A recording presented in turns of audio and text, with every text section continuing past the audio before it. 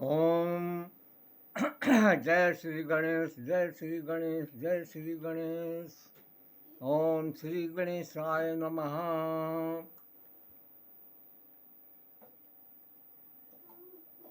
गरुड़ जी ने कहा कि हे देवश्रेष्ठ, मनुष्य योनि कैसे प्राप्त होती है? मनुष्य कैसे मृत्यु को प्राप्त होता है? शरीर का आश्रय लेकर कौन मरता है और उसकी इंद्रियां कहाँ से कहाँ चली जाती है? मनुष्य कैसे अस्पृश्य हो जाता है? यहाँ किए हुए कर्म को कहाँ और कैसे भोगता है और कहाँ कैसे जाता है? जमलोक और विष्णु लोक को मनुष्य कैसे प्राप्त करता है? हे प्रभु, आप मुझ पर प्रसन्न हो, मेरे इस संपूर्ण भ्रम को निवारण करें। भगवान कृष्ण कहते हैं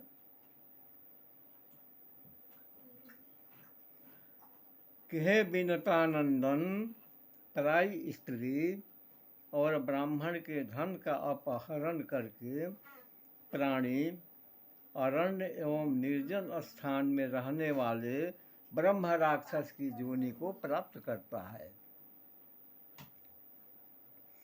रत्नों की चोरी करने वाला मनुष्य नीच जाति के घर में उत्पन्न होता है।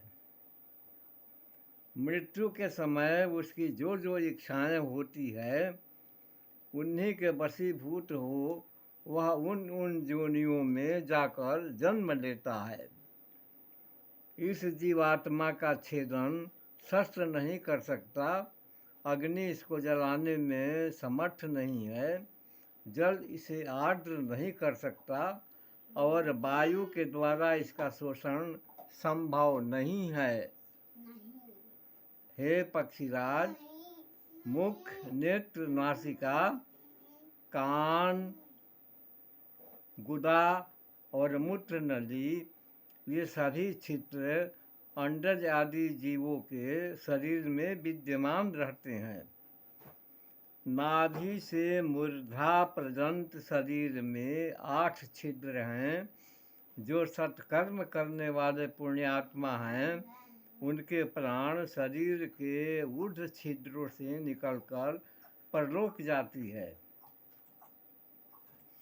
मनुष्य के दिन में लेकर मृत्यु के दिन से लेकर 1 वर्ष तक जैसी विधि पहले बताई गई है, उसी के अनुसार सभी और दैहिक श्राद्धादि संस्कार होता है, करना चाहिए। संस्कार होने पर भी यथाशक्ति श्रद्धापूर्वक संस्कार श्राद्ध करने से जीव जिस शरीर में वास करता है, उसी शरीर में वह अपने शुभाशुभ कर्म फल का भोग करता है और उसके द्वारा किए गए दोषों का वह भोगता है, जो अनासक्त भाव से सत्कर्म में रत रहता है। वह मृत्यु के बाद सुखी रहता है और सांसारिकता के माया जाल में नहीं फंसता है। जो विकर्म में निरत रहता है, वह मनुष्य पाशबद्ध हो जाता है। इसकी ऊर्ध्वगति और अधोगति के बारे में इन्होंने कहा। अब मनुष्य अगर अच्छे कर्म कर रहे हैं तो ऊर्ध्वगति को पाते हैं, और जो बुरे कर्म कर रहे हैं करेंगे वे अधोगति में पड़ेंगे, यानी नीचे की गति में। तो इसी विषय पर गरुड़ जी ने भगवान कृष्ण से पूछा और परमात्मा कृष्ण ने इसका उत्तर दिया है। तो आप समझ गए होंगे कि ऊर्ध्वगति और अधोगति क्या होती है। इसी के साथ जय माई जगदम्बा।